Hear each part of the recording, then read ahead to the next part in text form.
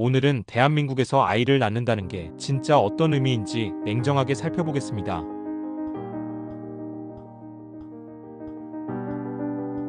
채무 노예로 태어나는 아이들. 지금 이 순간 태어나는 모든 아이들은 이미 빚을 짊어지고 세상에 나옵니다. 국가 채무 1200조 원. 이를 5천만 명으로 나누면 국민 한 명당 약 2400만 원. 갓 태어난 아기도 첫 울음을 터뜨리는 순간부터 이 빚의 족쇄가 발목을 감습니다. 하지만 빚만 있는 게 아닙니다. 12년간의 의무교육, 군대라는 강제노역, 평생에 걸친 세금 착취, 이 모든 게 아이를 기다리고 있습니다. 부모는 사랑으로 키우지만 국가는 아이를 단 하나의 관점에서만 봅니다. 미래의 세원, 즉 세금을 낼 존재로요. 정부는 저출산을 해결한다며 출산장려금, 육아수당, 보육료 지원 같은 정책을 쏟아냅니다. 그 돈은 어디서 올까요? 바로 세금입니다. 국민 주머니에서 뺏은 돈을 마치 자신들의 선물인 것처럼 포장하는 것뿐이죠. 더 문제는 이런 정책들이 실제로는 부모들의 부담을 더 키운다는 겁니다. 재원 마련을 위한 세금을 인상하게 되면 결국 부모들은 더 가난해지고 더욱 국가에 의존적이게 됩니다. 정부가 정말 출산을 장려하고 싶다면 방법은 간단합니다. 세금을 없애고 규제를 없애면 됩니다. 사람들이 번 돈을 온전히 누릴 수 있게 하면 됩니다. 하지만 절대 그런 일은 일어나지 않습니다. 기생하는 집단이 살아갈 수 없게 되니까요. 최근엔 다자녀 가정을 위한 법으로 강제된 배려가 늘고 있습니다. 대중교통 할인, 시설 이용 우대, 직장 내 특별 혜택 등등. 겉보기엔 좋아 보이지만 본질은 폭력입니다. 배려는 자발적일 때만 배려입니다.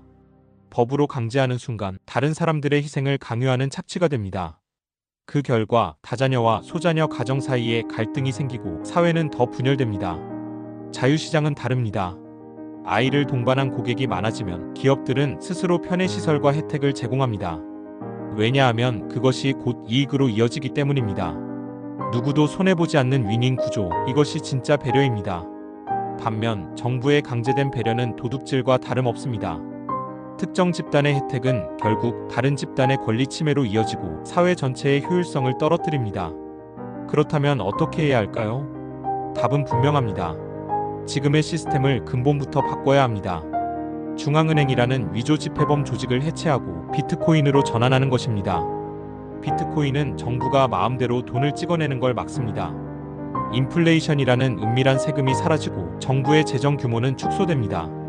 그 결과 교육부, 병무청, 국세청 같은 기생 조직들은 하나씩 무너질 수밖에 없습니다. 이럴 때 비로소 진정한 자유시장이 열립니다. 아이를 낳는 일이 노예 생산이 아니라 진짜 축복이 되는 세상 말입니다. 마무리하겠습니다. 지금 시스템에서 다자녀는 결국 단호해일 뿐입니다. 정부의 지원은 해결책이 아니라 위선입니다. 강제된 배려는 배려가 아니라 폭력입니다. 아이들의 미래를 진정으로 걱정한다면 국가라는 거대한 사기극에서 벗어나야 합니다. 그 시작은 개인이 비트코인을 보유하고 정부 의존도를 줄이는 것입니다. 아이들이 태어나 감사할 수 있는 세상을 만들고 싶다면 더 이상 늦추지 말고 지금 당장 행동해야 합니다. 비트코인을 저축하는 것, 이 거대한 노예 시스템에서 탈출하시기 바랍니다. BTC 모아였습니다.